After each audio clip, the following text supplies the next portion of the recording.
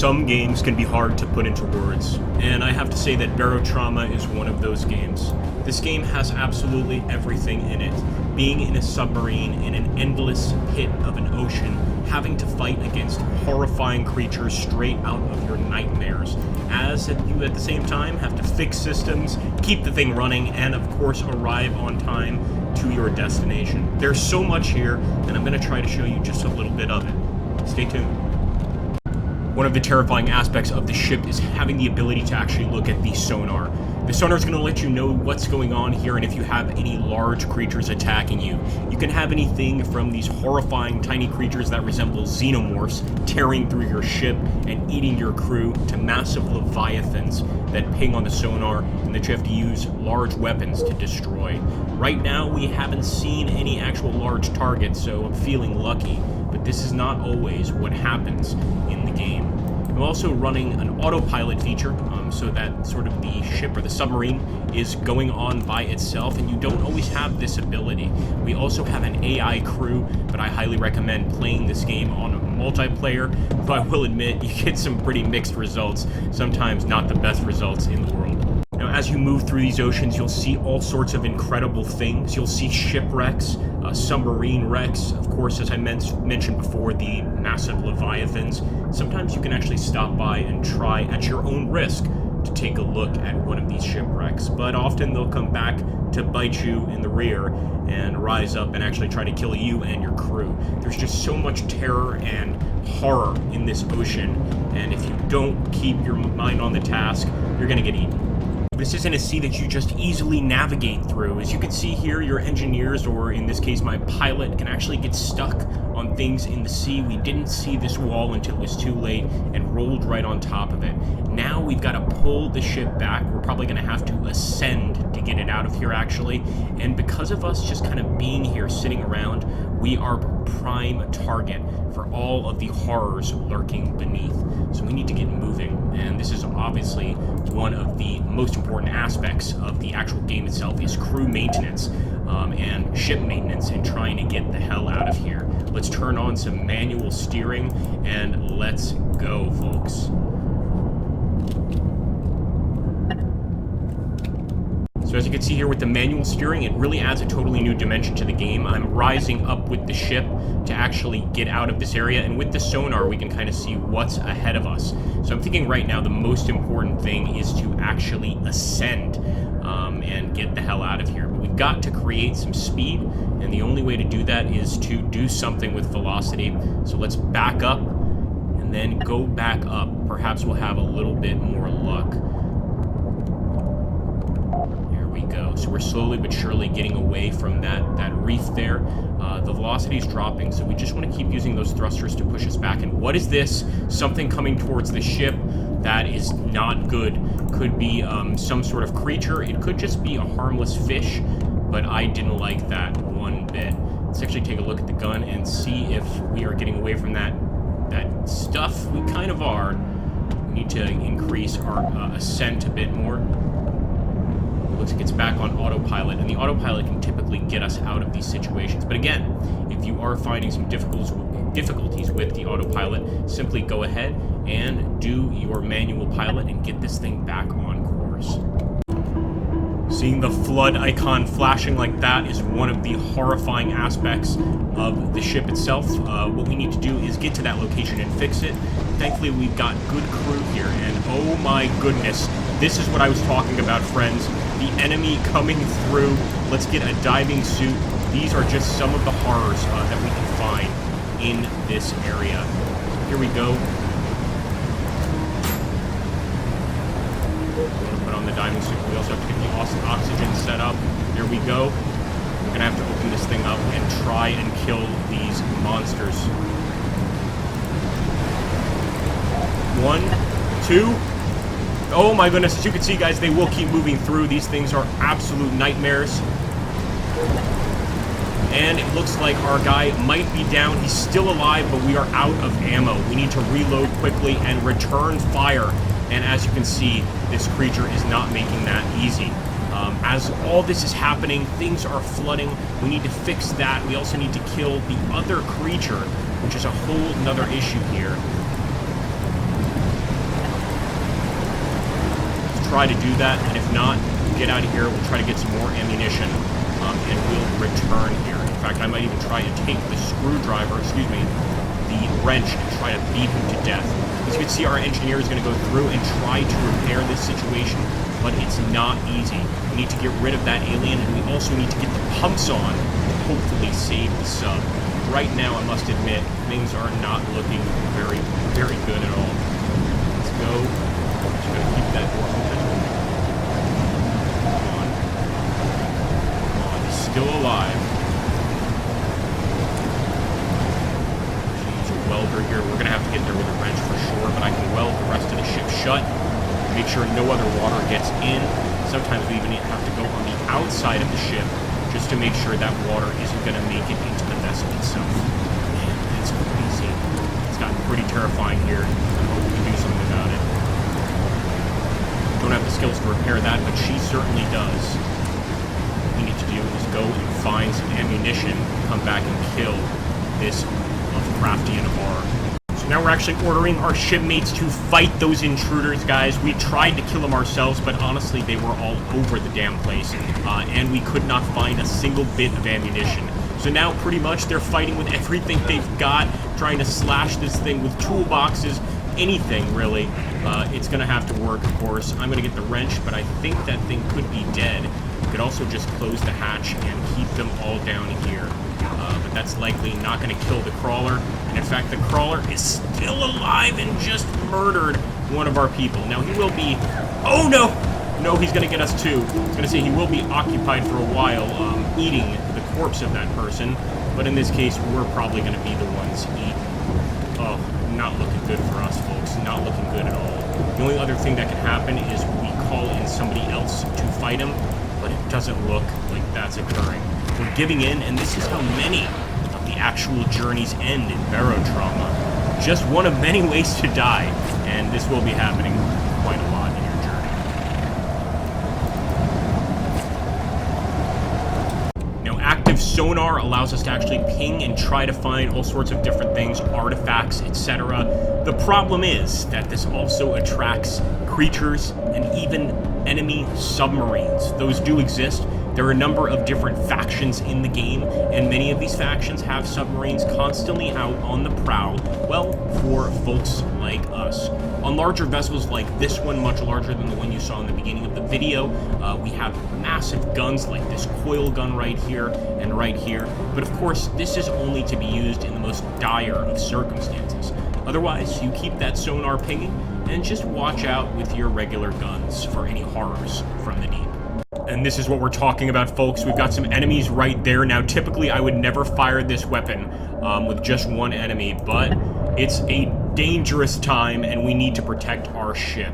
These are just some of the horrors that can appear from the deep. Of course, we just use some of the most powerful weapons to take them out, but you've got to make sacrifices occasionally, and with us stopped here in front of a rock formation as we try to get the hell out of here, we are dealing with some potential denizens of the deep here, and they're not friendly. Once they attach to the ship, they make their way in, like you saw earlier, start causing flooding, and tear your people to pieces, and of course, feast on their flesh. It's not a good deal, so make sure to keep those guns ready. Now, at any time, you can switch between your characters if you're playing the single-player campaign. Over here, we're actually watching the nuclear reactor. This is one of the things that actually keeps your ship going. And Everett Bowman over here is the captain in this particular situation. We've got a target on sonar at 7 o'clock. Guys, this is bad. Let's take a look down here and see if we spot anything. I'm looking at 7 o'clock. I'm not seeing anything, but perhaps getting over here would be a better idea. Go ahead. I see a fish. No, he's no threat to us. He's no threat to us whatsoever. That being said, once again, we can switch between the roles. So if we want to go over to Jarvis Reynolds, for instance, our engineer, I don't know what he's up to, but he's going to be responsible for pretty much repairing anything here. You can really focus on whatever your strength is in this game. That's especially fun in multiplayer, where you actually get to play with quite a few people. So we're using this wrench right now to repair this thing, this water pump, so that we can get the water out a lot safer and a lot faster. And there we go. Pumping speed is a bit strange right now. It might be a good idea to go and get a diving suit. But what we want to do is turn on the power. There we go. You got unwieldy power problems like this, you can see things are going a little bit crazy down here. What you want to do is get this guy the heck out of this area and switch over to your captain to start giving orders. This is always a good idea, so if we jump over to Everett Bowman, we can actually go ahead and go to the interface, order everybody to fix stuff. So let's fix leaks. In this case, what we need to do is repair damaged systems, and Leela Geist is on it immediately. We've got to repair this system ourselves, the status monitor. It's not looking so good, so that's something to keep in mind. While we're at it, I'll take a quick look for any enemies approaching the vessel. I think we're safe. Well, truly, in this game, you are never completely safe. Trying to make it through this rock formation. There's just a tiny gap, and as you can see, the AI shipmate immediately performed the task assigned to him. So if you just want to go ahead and play by yourself in this game as the captain, that is a possibility. Frankly, it's what I do almost all the time. But if you get into a multiplayer game and you've got the right people, man, expect an absolute story. I mean, you guys will create your own story as you go from port to port. Because keep in mind, we're moving at the speed of pretty much a canal narrowboat. We're moving at like, at the most, maybe 15 to 16 kilometers per hour. And these locations, even going from one city to the next city, take a very long time to reach. Oh no, we've got deep groaning on the outside, boys and girls, and our electricals have just shut down. This can be a very bad situation. It could be a Leviathan. It could just be a temporary electrical issue. Whatever the cause may be, we need to order our people to get electronics back, to make sure somebody's operating the reactor and getting the power up. So, of course, Leela Geist is going straight for that. These are just a few of the things you have to deal with when on these ships. And of course, you've got to be prepared to deal with the situation very, very quickly. We're still moving, and there we go. We've got those lights back on. Being in the darkness here is terrifying. Being in this sea is terrifying enough. Having to deal with darkness too, no thanks. Don't do that to me again. What have we got up there? Alright, our sonar contacts are okay for now. If we do the passive sonar, we get a better layout of the ocean floor and structures around us too, but this is better just to ping on approaching enemies. Now, when you actually find a crewmate that's down, there's a bunch of different things you can do. I don't know what Alien Blood is going to do in this situation, but we're sure as hell going to try it, as he is dying very, very quickly. Let's try and use that Alien Blood. And come on, buddy, you can do it. We're performing CPR here to get our buddy up. You can do it, man. Come on, we need to get that damn suit off of him, and I'm not sure we can. Let's see if we can drop. Can we drop the suit? There we go. You see, we actually ran out of CO2 and ran out of oxygen, and now we're trying to get him back to normal. His vitality's coming back. Guys, we saved our brother. I think we saved him. We're still performing CPR, but this is often sort of part of the game, is trying to save everybody on board. The problem here was leaving his suit on for too long without oxygen, and he eventually passed out. He's going to be really, really badly hurt either way. I'm not sure this guy's even going to think normally after we're through with him. He might have suffered a little bit of brain damage. Just a tiny, tiny little bit of brain damage. Multiplayer is an entirely different beast, and as you can see here, we're actually watching a game going on where these guys are having a hell of a time dealing with the enemies outside. This goes to show you just the amount of people you can have on a ship at once. There are a bunch of them. They've all got their diving suits on because the whole damn sub is actually starting to sink here. So everybody's down here. We've also got yet another creature. I think Larissa's about to open that door. I hope she does. It would make for a decent video. Come on now. Come on now.